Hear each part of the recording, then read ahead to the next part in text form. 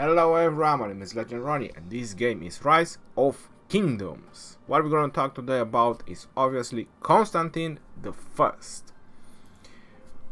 You guys asked for it and you guys are going to get it. Commander Spotlight Constantine the First. This is the commander that we're going to talk today. I'm going to give you guys my best tips and advices about him and even more than that. Pairings, where you can use him, where is he good and so on. Before we start, because he's a legendary commander, there is a couple of important things that you need to know, and that would be how hard it is to upgrade the stars of a legendary commander, because this is very costly. So before you want to go invest into a legendary commander, you might want to know what you need to be prepared to invest in him. So that is going to be the stars, and the second picture is going to be the sculpture. So you're noticing that you need around 690 legendary sculptures to max out this commander, plus 10 to summon him. That's bring you to 700 legendary commander sculptures. When we go to the stars, it's about 613, and that is the regular stars. If you have bundles or if you have the other stars that grant way more experience, then the number might be reduced by some. It's a little bit complicated to do the math because nobody ever got a commander to 6-star just using the bundles or the special ones. But as a reference, just so you guys know approximately what you need to prepare for in terms of experience, is just a lot. It's just way too much experience that you want to think about. Another advice that I can give about legendary commanders is max out his first skill before you unlock his other skills. Preferably would be in some situation like Constantine to max out the second one before you want to work on the others. So first or second in some situation is first and third are the best skills. Like double C, I'll give you an example. The most important one are the primary on double C and the third. But now we're talking about Constantine, and for Constantine is the primary and the second skill. After that you can unlock the third and the fourth, because the fourth one will be the next that you want to work on Constantine. In terms of talents only apply from the primary commander. They apply for the second one and your army, but they only work from the primary commander. Now I'm not sure if I have the picture for it, but I'm just gonna bring it just in a moment. It is on my Discord as well. I have done the talent build for him as well.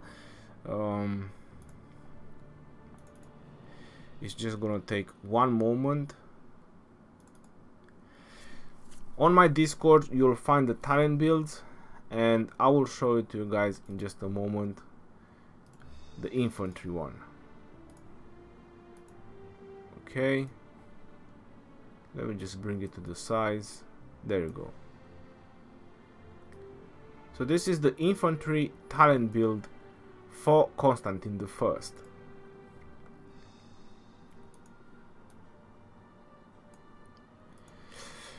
Now if you are an infantry commander, if you actually like infantry a lot, then definitely this is probably gonna be the talent build that you're gonna make on him. The reason I made it like that is because Constantine doesn't have any kind of damage. The only way Constantine does damage is by being very tanky and surviving for a very long time. So basically you cannot call that damage, it's more like counterattack damage. And in the same time he's going to buff all your armies around you, but we're gonna get to that part as well when we're gonna go through his skills. Right now I just want to show you the talent build, and I'm just gonna show you the other one that I have built for him, which is the Garrison. So this is the Garrison talent build. You're noticing that I have the Kingsguard. Basically this Garrison build can be used either in your city or can be used in a flag, in a pass, or any kind of building that you need to defend. When they released Constantine the First, they mentioned on a paragraph under him probably the best city defender. Well, he did in his history. He was a great defender. Constantinople didn't fall as long as he defended it, so it actually is remarkable if you want to think about it. But on this game things are a little bit different, so I have to say that I personally haven't used it yet in defense. I haven't seen how actually he does in Garrison, but again, he has no skill damage, so he basically can only survive for very long, so he can take it like a, you know, like a punching bag. Right, I have one more talent build for Constantine the First, and that would be the support. So this is the support talent build for Constantine the First. Now personally, if I would ever max out this commander, you notice that mine is 5-5-4-1.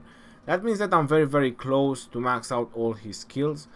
Well, I wouldn't say very close, it's like 360 sculptures away, but still almost there, or halfway done if you want to call it like that. So if I would have to maxing out, probably this is going to be the talent build that I'm going to use for him, for support on the battlefield for my armies. I believe that he was meant for this. Now you're probably wondering, why have I done this talent build like so crazy around here? Well, if you're gonna use him as a support, you're definitely gonna bring only infantry, or at least I'm advising you to bring only infantry. For that reason, infantry is already slow. You wanna have all the march speed from the infantry talent tree. You wanna have as much bonuses for your infantry as you can, and on the same time you wanna bring value for your team, and that would be his primary skill, which reduces the damage to all the marchers or allied marchers that are on the field.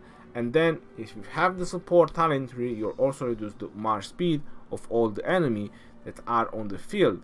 So you're buffing your allies and you're debuffing your enemies from retreating. Hopefully that you're winning, because if you're not winning, it's still helpful because you can help your other allies to retreat, so that way you can sacrifice one march or two march to just keep the enemy at bay, or you know, keep them behind. So that's the main reason why there is this pad, or you know, this talent build from Constantine the First. Now I did show you guys the Garrison one, which obviously, you know, like they said, probably the best Garrison commander. As I said, I haven't tested him in Garrison, but I'm not that hyped about commanders that don't do any kind of damage. They are introducing so many skill damage commanders that it's just crazy right now. It's just crazy. You guys notice, if you watch some of my videos, or even when I was rallied, that for my city defense, or even when we defended flags, we haven't used commanders that don't do damage, and which are those Charles, Richard, Constantine. You know, these are Garrison commanders that don't do damage. They are very helpful in some situations, don't get me wrong. For example, Charles and Richard, they have a very good utility when you're just trying to hold the flag. So when you're outnumbered and you want to hold the flag, Charles and Richard, or even Constantine, they might actually be the optimal choice. So you defend the flag while you're swarming the rally. If you don't have the capability to do field marchers, then you have to put nuking the flag so you can eventually demolish the rally. Because if you cannot demolish the rally, then it doesn't matter how long you can take it. They will just fill up the rally until they will trim all your troops. So that's what I have to say about this. Now let's go through his skills. I talked about his talents. Let's go through his skills. Primary skill: attack reduction by up to 40% and damage taken reduction by up to 10%. For the next 5 seconds, decrease target's attack and increase troops damage reduction of this commander's army and nearby friendly armies. So his primary skill, I have to say, that is really awesome. I kinda like it. Damage taken reduction by nearby friendly armies. Having one Constantine on the field, I would say that it can actually help during the war when it's those massive battles that are happening. Having at least a Joan, it will also help. This boost that all the armies are getting on the battlefield. So it does have a utility. Constantine is just, I would say that it's limited for Garrison, and it's a little bit more for field battle. Not to mention that, as I already mentioned about it, if you are an infantry driven commander, or if you just like infantry, then definitely Constantine is something that you would like to acquire. His second skill is pretty much short. Increase health of infantry units by 40%. Well, there is quite a lot of health to that infantry. I'm pretty sure that any march with Constantine that is at least 5-5, they are pretty damn tanky. Yeah. Fourth one is, you know, pure Garrison. You don't want to work with it. I personally was unlucky. That's the reason I have 4 in pace. Because once I've done the first 2, I unlock his 3rd and 4th skill, and fortunately I was very unlucky, and they all went in pace. So this is pure Garrison or pure city defense when you are defending with this commander. After that, it has his 4th skill, which honestly looks pretty amazing. When army led by this commander has been reduced to 50% strength, troops will receive a powerful healing effect up to 15,000 healing factor. That's about 10 times, 11 times more than what Richard can do. If I'm correct, I think Richard has 1,400 healing factor, right?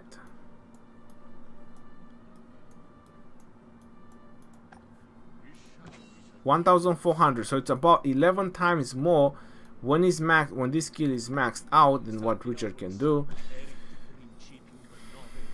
But healing effect received afterwards, so after he's using this skill, will be decreased by 30%, and skill damage taken while shielded is increased by 10%. This effect can trigger a maximum of once per hour after the army has left the city.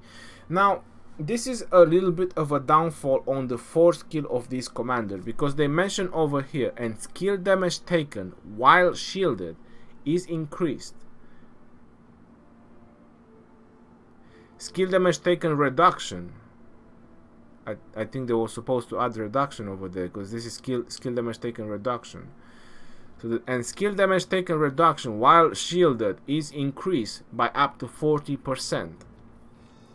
Now, there's a couple of commanders that actually pop a shield, and the most well-known one is Alexander the Great or Charles Martel, which they pop a shield as an active skill.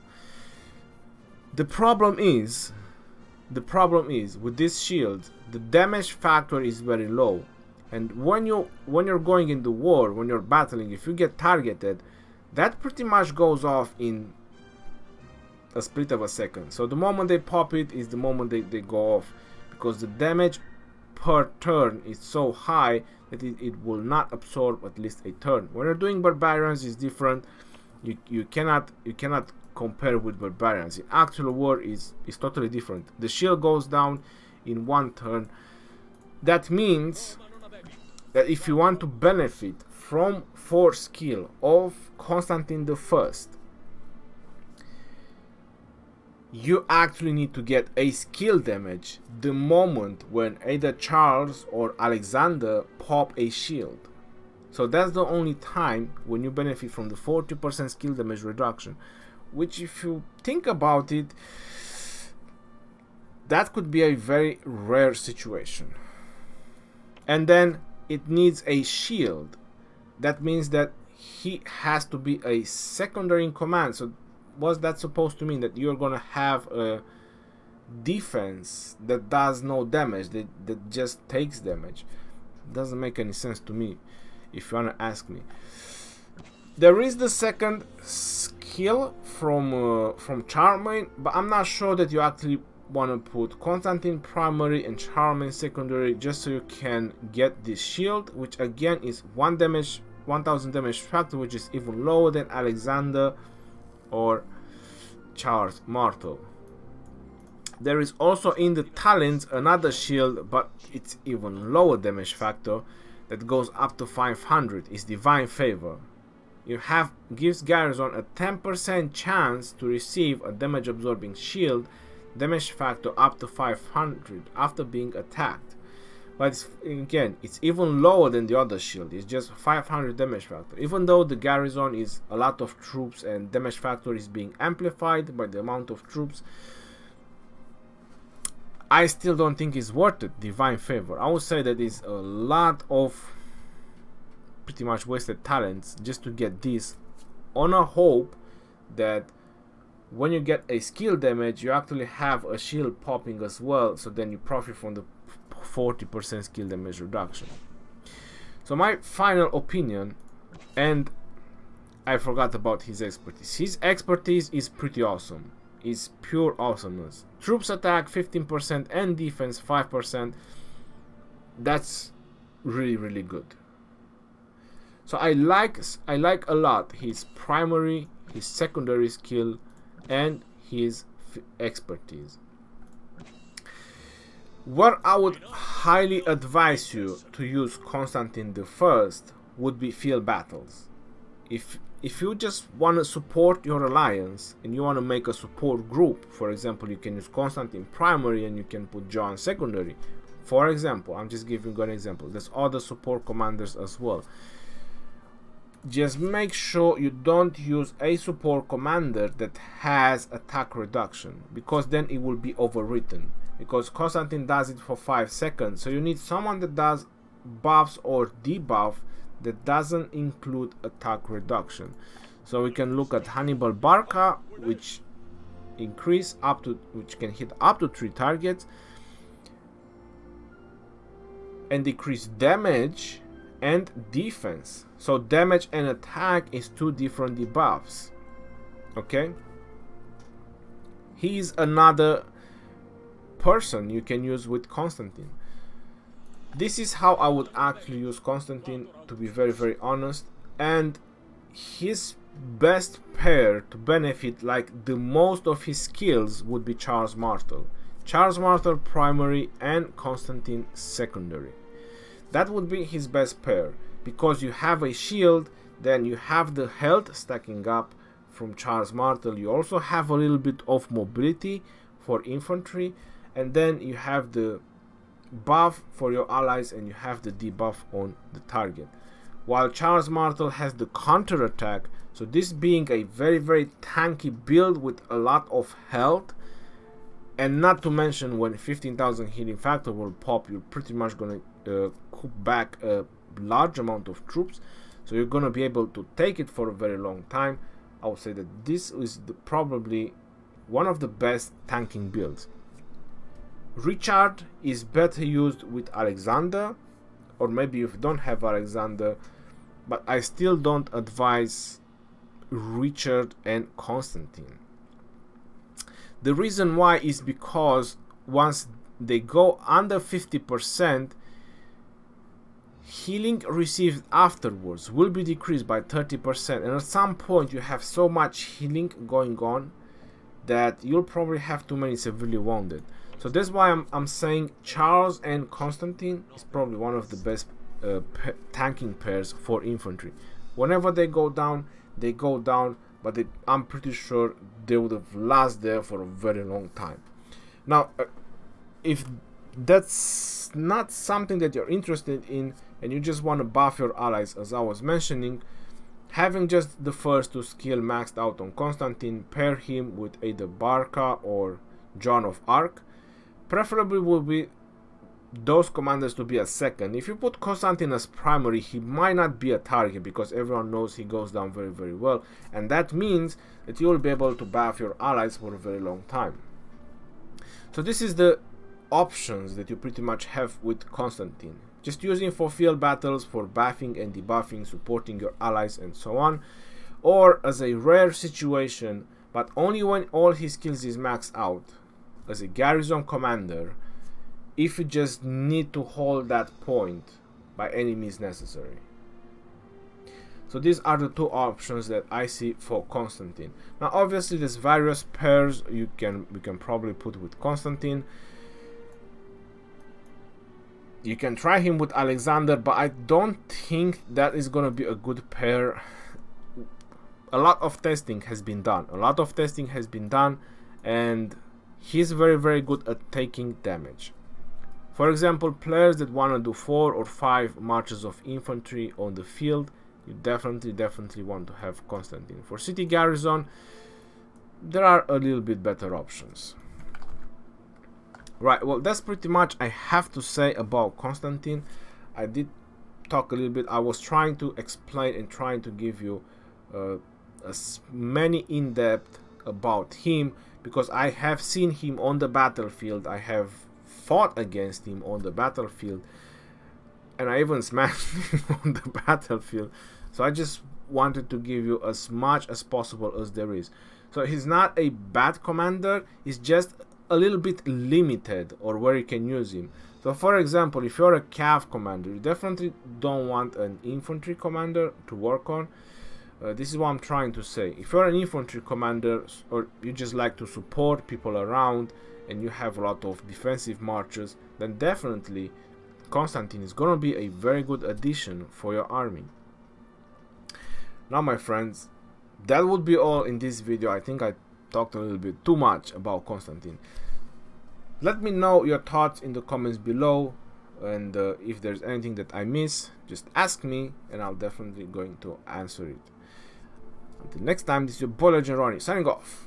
Peace out, yo, and take care.